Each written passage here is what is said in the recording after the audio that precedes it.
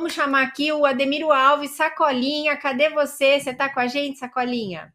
Bem-vindo. Salve, Miriam. Tô por aqui, tô acompanhando tudo. Sacolinha, eu já falei um pouco de você na abertura, mas eu queria que você contasse para o pessoal por que que te chamam de Sacolinha. Legal. Miriam, muito obrigado aí pelo convite, obrigado a todo mundo aí que está nos assistindo. Eu sou escritor, sou morador da cidade de Suzano, tenho 38 anos. Comecei a ler em 2002 e já em 2002 comecei a escrever, tanto que nesse ano de 2022 eu estou completando 20 anos de carreira, com 10 livros publicados. E Sacolinha nasceu como um apelido e hoje é um pseudônimo literário. Eu fui cobrador de lotação no metrô Itaquera, zona leste de São Paulo, durante 12 anos da minha vida. Comecei lá com 8 anos, e assim que eu chego no metrô Itaquera, eu descubro uma cultura de apelido, né, de batismo. Então, se você chegar lá com as pessoas te conhecendo como Clark, que é o seu sobrenome, os trabalhadores ali do espaço, eles vão te arrumar um outro apelido, é uma espécie de batismo, né? Então você está chegando agora, vamos, né, apelidar você, porque aqui é outro mundo. E quando eu cheguei lá, eles tentaram arrumar vários apelidos para mim e nenhum pegou.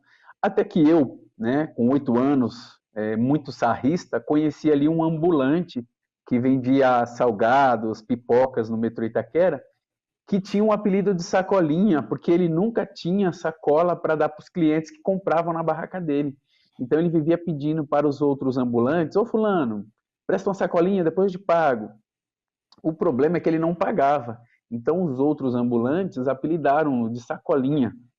E Hum. eu, com 8 anos, muito sarrista, fiquei tirando sarro dele, né? Como é que pode uma pessoa ter um apelido como esse, né? Sacolinha, kkkk. E aí, de repente, o Pegou em apelido pegou em você. mim também, né? Alguém me chamou de Sacolinha, eu não gostei, e quando você não gosta, o apelido pega. Pega E em mais, é. 2002, né? Ou seja, pois é, 11 anos depois, quando eu começo a escrever, eu começo a procurar um pseudônimo literário. Mas aí eu cai a ficha e eu me toco, falo, poxa, todo mundo já me conhece como Sacolinha, né? Então, para que eu vou arrumar um outro nome, um outro apelido? E aí ficou, todos os meus livros são assinados como Sacolinha.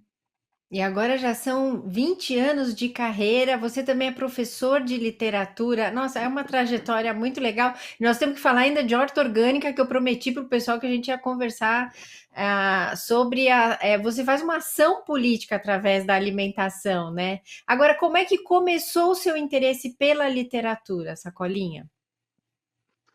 Exatamente, é tudo linkado, né? A gente que é artista, a gente muitas vezes a gente vive aquilo que a gente pinta, aquilo que a gente canta, dança ou escreve.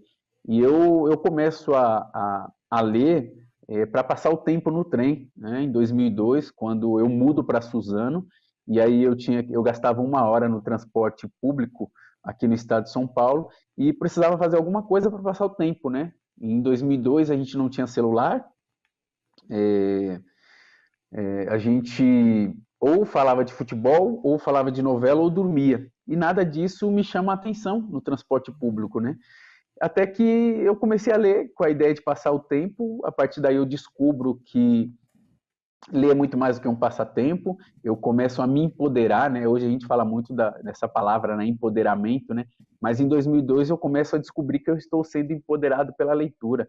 Eu começo a adquirir um vocabulário melhor, começo a ganhar o respeito dos meus amigos, porque eu comecei, né? Através da leitura, eu comecei a escrever algumas letras, seja de rap, de samba, e os meus amigos que antes me criticavam porque eu era leitor, porque eu queria falar de poesia, eles começam a me respeitar pelo rap que eu escrevia, pela letra de samba que eu escrevia. Eu não cantava, mas eu escrevia. E aí eu começo a perceber que tão bom quanto ler é escrever também, né? Eu começo a perceber o poder das palavras. Então eu começo a escrever. Em 2005 eu publico o meu primeiro livro, que é um romance, né? O Graduado em Marginalidade. E este livro, que foi publicado em 2005 e hoje está na sua terceira edição com várias reimpressões, é o meu livro mais lido fora do Vamos Brasil. mostrar, Giba, o Tem graduado em marginalidade. A gente tem aí, vamos mostrar a capa para o pessoal ver. Desculpa, Sacolinha, fala. Olha lá, que bonito o livro. Tranquilo, isso, exatamente. Esse é o Graduado em Marginalidade, que já está na sua terceira edição, com várias reimpressões. E esse é um livro, ele é muito estudado nas universidades fora do Brasil, né, na França, na Espanha e nos Estados Unidos. A última vez que eu contei, tinham mais de 60 teses de universidades em cima de Graduado em Marginalidade, que é um romance, né, que é ficção, mas ultimamente eu venho me dedicando muito à crônica, né? Então, os meus dois últimos livros são na área da crônica, né? Dente de Leão, A Sustentável Leveza de Ser, e Onde Estavam Meus Olhos, ainda sobre leveza, que acabaram os dois aí, né, fazendo parte de uma trilogia. Então, esse que está na tela aí, né, Onde Estavam Meus Olhos, é o segundo volume dessa trilogia da leveza. E o terceiro ainda não está pronto, porque eu acabei de lançar esse segundo volume. E a ideia de lançar um livro, né, que fala, né, uma trilogia que fala da leveza, é justamente que eu estava aqui olhando nos bastidores, né, eu estava olhando aqui as discussões, as mensagens, e o pessoal falando de A, de B, de terceira via e tudo mais. Eu venho escrever um livro no momento em que o Brasil se encontra polarizado, em que está todo mundo gritando, em que é olho por olho, dente por dente, e nessa trilogia da leveza eu digo, ó, enquanto for olho por olho, o Brasil vai continuar cego, né?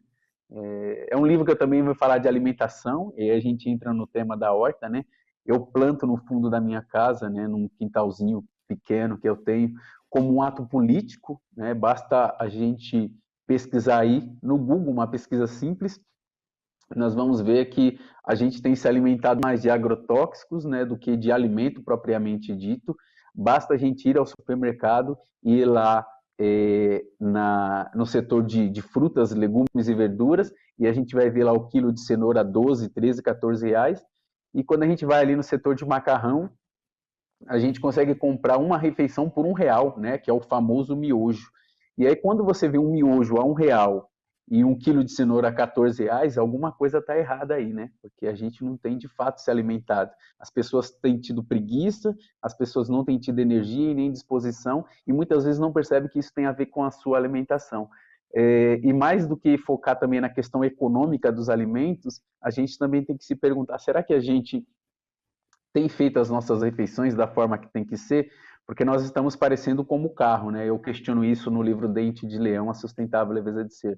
O carro, quando está acabando a gasolina, ele entra no posto de combustível, abastece para continuar a lida. A gente está fazendo a mesma coisa. A gente, quando começa a ficar com fome, a gente para rapidinho, joga alguma coisa para dentro do nosso corpo, para continuar a lida, para continuar a rotina. Então tem muita coisa errada nisso, e é isso que eu venho questionar de uma forma leve, né, em Dente de Leão e também em Onde Estavam Meus Olhos, ainda sobre leveza. E aí nós não somos carros, né, Sacolinha? É importante lembrar isso, nós não somos máquinas. Agora, Sacolinha, Não. eu queria que você contasse assim da sua transformação, porque eu lembro você falando que você tinha vergonha do lugar onde você tinha crescido, e depois que você começou a ler, você conheceu o Diário de uma Favelada, né, da Carolina Maria de Jesus, que isso te transformou e você começou a enxergar a sua própria realidade, né? E isso é uma coisa tão bonita que é o poder transformador da literatura. Eu queria que você contasse essa história aqui para nós. Exatamente, Miriam. Eu sou de uma época em que eu tinha vergonha, né? Os meus amigos, né? A gente ia procurar emprego e nós colocávamos lá no currículo o endereço de algum familiar que morava num bairro melhor, porque nós tínhamos showrunalista, né? José Arbex criou muito bem esse termo, né? Que não eram jornalistas, eram showrunalistas, eles faziam show, né?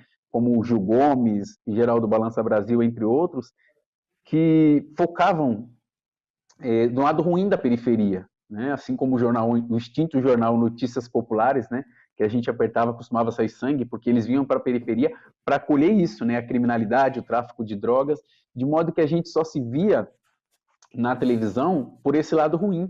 Então era estranho a gente morar na periferia, que só aparecia na televisão desta forma. E aí, quando em 2003 eu conheço o Diário de uma Favelada, da Carolina Maria de Jesus, que inclusive está aqui atrás de mim, né?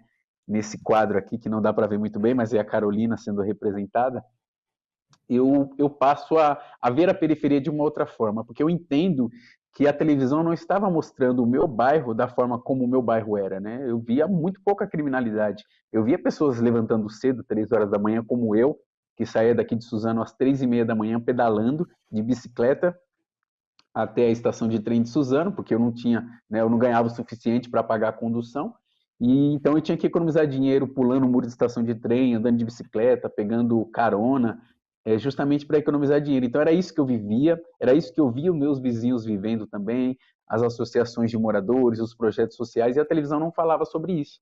E aí eu descubro essa mulher negra, né, que só teve 2 anos de estudo na escola, que escreveu, né, entre outros livros, O Quarto de Despejo Diário de uma Favelada, e retratou a sua favela como era a sua favela, mas como quem vivia a sua favela. E aí eu, já como leitor, um ano lendo muitos livros, né, eu estava lendo em 2002 cerca de 4 livros por semana, eu estava lendo com outro olhar, né, com o olhar de um pensador, né, de alguém que refletia. Então eu termino de ler Diário de uma Favelada e eu falo, eu quero ser igual Carolina Maria de Jesus, né? Eu quero escrever sobre a minha periferia, mas como quem vive a minha periferia. Tem criminalidade? Eu vou falar que tem criminalidade, mas tem muitas outras coisas boas também. Eu vou reclamar? Vou sim, mas eu também vou apresentar soluções, vou mostrar outros vieses também, porque essa é a ideia de um artista de periferia. Nós que somos artistas e moramos em bairros de periferia, nós não somos artistas somente, né? Ao mesmo tempo que a gente é artista, a gente também é um militante. Ao mesmo tempo que a gente também é um militante, a gente também ajuda um vizinho que está precisando. E aí, nesse sentido que eu procuro retratar o meu dia a dia, nesse sentido que eu procuro fazer as minhas reflexões nas minhas escritas. E quando eu digo isso, eu também digo nas minhas ações. Então, você perguntou sobre a questão da horta orgânica aqui, eu digo que isso é um ato político, porque antes de eu sair por aí escrevendo, gritando, né, pelo megafone que, olha, tá tudo errado, tem mais de 500 agrotóxicos liberados na agricultura, eu começo a fazer isso aqui dentro da minha própria casa, para me alimentar bem, para minha esposa se alimentar bem, para as minhas 2 filhas também se alimentarem bem, porque antes de eu sair gritando por aí, eu preciso primeiro fazer a revolução em casa para depois tentar fazer a revolução na minha rua, na minha cidade, quem sabe no mundo. Gente, olha isso. Se o Sacolinha não é maravilhoso, eu não sei quem é, pessoal. Muito bom ouvir você, Sacolinha. Eu quero que também você conte, porque você recebeu ameaças de morte por causa do graduado em marginalidade, não recebeu? Toma uma água aí, Isso firme. foi logo que eu lancei Hum. o livro e foi muito engraçado, porque engraçado e irônico, né? As pessoas que começaram a minha ameaça de morte, elas não tinham lido o livro. Elas ouviram de alguém que o livro o livro falava da polícia, mas assim como o livro falava mal da polícia, também falava mal do traficante, né? Porque muitas vezes a gente acaba ficando no meio ali, nós, população, e acabamos ficando refém de ambas as corporações, né? A corporação do governo do Estado e a corporação da criminalidade. Então, da mesma forma que eu falava mal de uma corporação, eu falava mal de outra corporação também. Mas as pessoas que ouviram, né, sobre isso e que me ameaçaram de morte acabaram não dando atenção, né, não indo atrás do livro para ler desse fato, né, olha, será que é isso mesmo? E acabaram me ligando, fazendo várias ameaças de morte, olha, tira o livro das livrarias, senão quando você morrer, você vai morrer sem as mãos, que é para não escrever nem no inferno, né? Que E essa horror. foi a última ligação que eu Hum. recebi, né, com esse teor, e foi quando eu corri, né, fui até a delegacia fazer um boletim de ocorrência, inclusive fiquei uma semana me escondendo, até que depois caiu a minha ficha, eu falei assim, meu, não devo nada para ninguém, eu preciso saber o que está acontecendo, e aí é quando a gente descobre que essas pessoas que estavam fazendo a ameaça faziam parte de uma delegacia da Polícia Militar de Itaquaquecetuba, que é um município aqui ao lado de Suzano, e a gente apurando, né, a gente chega até essas pessoas e descobre que essas pessoas não haviam lido o livro. E eu presenteei essas pessoas, né, cada uma com um livro, né, então foram 2 livros. E falei, olha, se for isso mesmo que está acontecendo, vocês prossigam com a ameaça. E se hoje, né, em 2022, eu estou comemorando 20 anos de carreira e falando com vocês, é porque as ameaças não foram cumpridas, né? Que bom, você presenteou, eles ganharam um livro. Olha, a Annelise Scartazini tá te dando os parabéns, seus livros serão lidos por mim. Onde é que as pessoas podem comprar seus livros, Sacolinha? Todos os meus livros, os 10 livros que eu publiquei, estão disponíveis nas livrarias virtuais, nas principais livrarias virtuais, mas tem um detalhe: se as pessoas adquirirem os livros no meu site, escritorsacolinha.com, as pessoas não estão só adquirindo o livro, estão contribuindo também para todos os projetos que eu desenvolvo, né, de incentivo à leitura, de divulgação dos novos escritores. E eu queria citar um projeto em especial que eu desenvolvo desde 2017, que é o projeto Literatura e Paisagismo, Revitalizando a Quebrada. Eu sempre via pelos centros, né, da cidade o, os muros pintados, as guias, né, todo aquele trabalho de zeladoria sendo bem feito, e na periferia, né, nos bairros de periferia, eu não via, né, uma guia pintada, um bueiro desentupido. E eu costumo fazer exercício físico todos os dias, de segunda a sexta-feira, fazendo caminhada pelo meu bairro. E há muito tempo que eu via os muros cinzas e faltava cor e não tinha árvores, né? E eu pensando em tudo isso, como eu disse, um artista de periferia não é só um artista, né? É um artista que ele muda vidas, né? Ele muda o seu bairro, né? Ele muda a sua volta ali, né? E eu pensando, poxa, é nesse bairro que as minhas filhas vão crescer, eu preciso fazer alguma coisa para mudar tudo isso. Então surge o projeto Literatura e Paisagismo, Revitalizando a Quebrada, que é um projeto onde eu chego em um muro que está ali cheio de lixo, que está ali detonado, eu peço autorização para o morador, e aí eu contrato alguém para me ajudar a limpar, a gente pinta aquele muro, eu contrato um grafiteiro, o grafiteiro vai lá e joga uma arte com uma poesia minha, com um trecho de um livro meu, e a gente planta uma árvore, né? Então aquele muro aquele espaço que antes era um espaço de degradação, de lixo, depósito, né, de lixo, ele acaba virando um espaço de admiração e de convivência da comunidade. Esse projeto ele nasce em 2017 e agora em 2022 já são mais de 60 muros revitalizados, porque ele revitaliza mesmo o espaço, ele revitaliza as pessoas que por ali passam. E esse projeto é um projeto muito caro, né?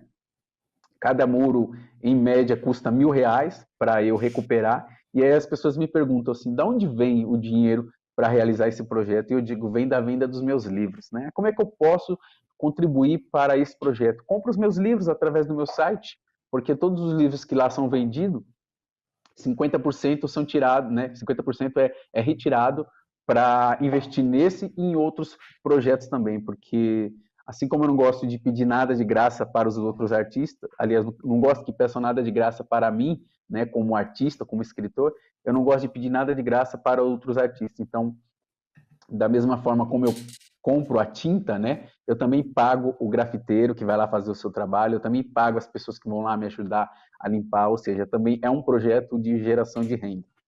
Muito bom, muito bacana, Sacolinha. Parabéns, pessoal te elogiando muito aqui no chat.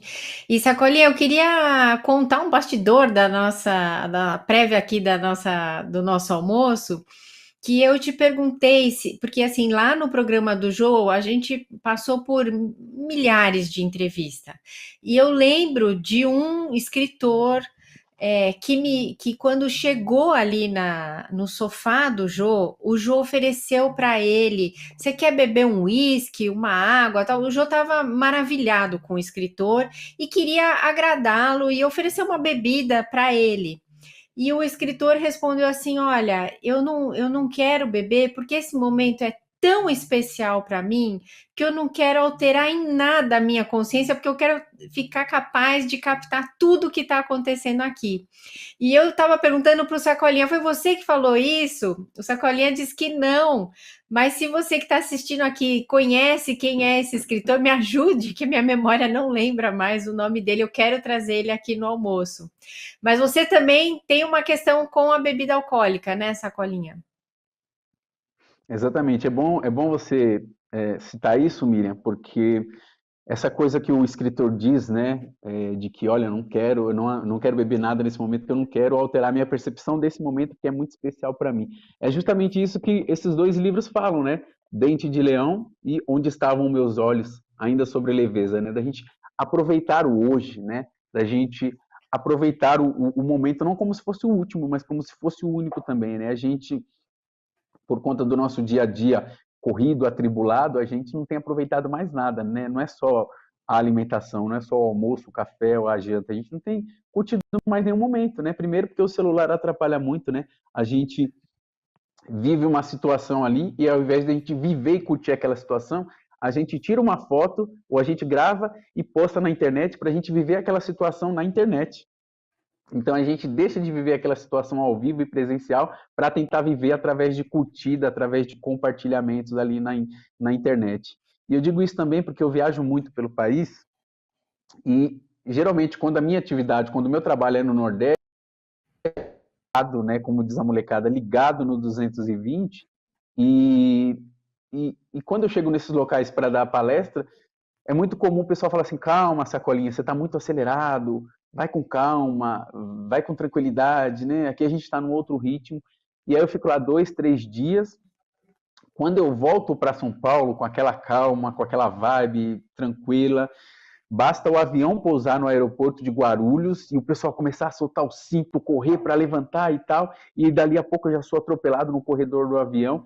E quando eu estou ali na esteira da bagagem para pegar a minha mala, eu já estou no ritmo de São Paulo novamente, né? Então, é uma fala muito potente essa que o escritor disse lá no Jô, né? De aproveitar mesmo o momento que a gente precisa aproveitar isso.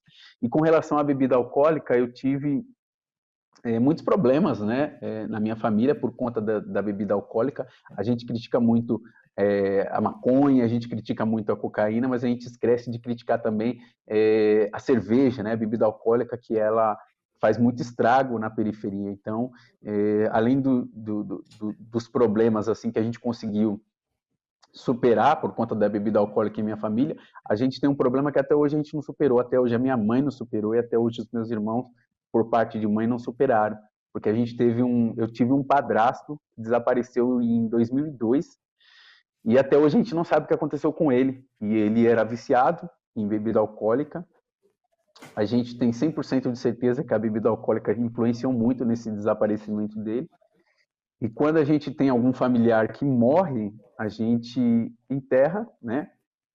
A gente vive o luto e pronto. Mas quando a gente tem um familiar desaparecido, a gente não sabe o que aconteceu com ele, né? Se ele morreu, se ele está vivo, se onde ele está sendo bem tratado, se ele está passando fome, se ele está perdido pelas ruas do Brasil. Enfim, a gente não sabe o que aconteceu com ele. Isso dói muito. Perdeu seu marido, para os meus irmãos que perderam o pai deles, né? Eu não sofro tanto porque ele era meu padrasto e eu não vivia com eles, eu vivia com a minha avó. Mas essa fala ela é muito significativa para mim e eu sofro muito, assim, sofro muito bullying no meio dos escritores, porque a maioria dos escritores com quem eu tenho relação, eles brincam, né? Pô, Sacolinha, como assim você é escritor e não bebe, né? E isso é muito complexo para mim, a questão da bebida alcoólica, né? Essa coisa de, Sim. poxa, mas Sacolinha não bebe nenhuma cerveja, pô, você é careta e tal. Não é nem a questão de ser careta, é porque Ué, ficou mudo para mim o eu prefiro ser Sacolinha. careta pelo resto da minha vida do que Voltou. viver isso, né? E passar isso para as minhas filhas. Tá certo. Olha, tá dando umas falhadas no áudio do Sacolinha, mas eu quero aproveitar e agradecer a todos que estão aqui. Deixa eu ver. Eu tô no ar ou não tô, Giba? Me ajuda. Olha, Ademiro Alves de Souza, o Sacolinha, muito bom ter conversado com você. Obrigada pela presença. Vamos voltar a falar outras vezes. Foi muito bom te reencontrar, Sacolinha. Obrigado, Miriam. Obrigado a todos que me assistiram aí. Estou lá nas redes sociais como escritor Sacolinha, Instagram, Facebook e o meu site também. Um grande E no abraço. site, o pessoal pode comprar os livros. Tem o pessoal perguntando aqui, é no site dele, dá para comprar os livros, pessoal. Vale muito a pena. Obrigada, Sacolinha. Beijo.